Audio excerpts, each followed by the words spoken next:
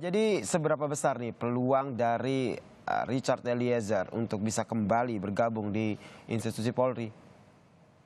Kalau menurut saya ya sangat besar sekali peluangnya bisa kembali. Hukumannya kan cuma 1 tahun 6 bulan.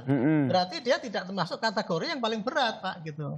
Oke. Jadi dari Perpol maupun dari Perkap dari 14 2011 maupun dari Perpol yang sekarang ini itu tidak termasuk dalam yang kategori yang berat karena hukumannya kan cuma 1 tahun 6 bulan.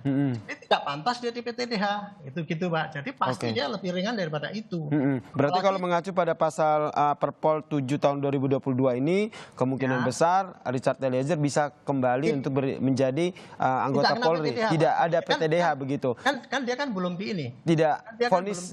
Di vonis. Betul. Kemudian kalau mengacu pada peraturan pemerintah nomor 1 tahun 2003 tentang pemberhentian dengan tidak hormat dilakukan kepada anggota Polri bila dipidana penjara tanpa batasan waktu, ini berarti sudah tidak berlaku lagi, Pak. Mohon koreksiannya ini.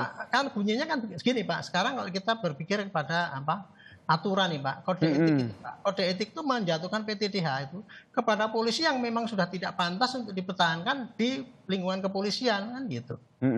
Ya kan, PTDH berarti itu orang itu pasti punya niat jahat, karakternya jelek, jahat, bohong, tidak jujur dan sebagainya, sehingga dia tidak pantas lagi ditaruh di polisi sehingga dia harus keluar. Itu logikanya, Pak, begitu.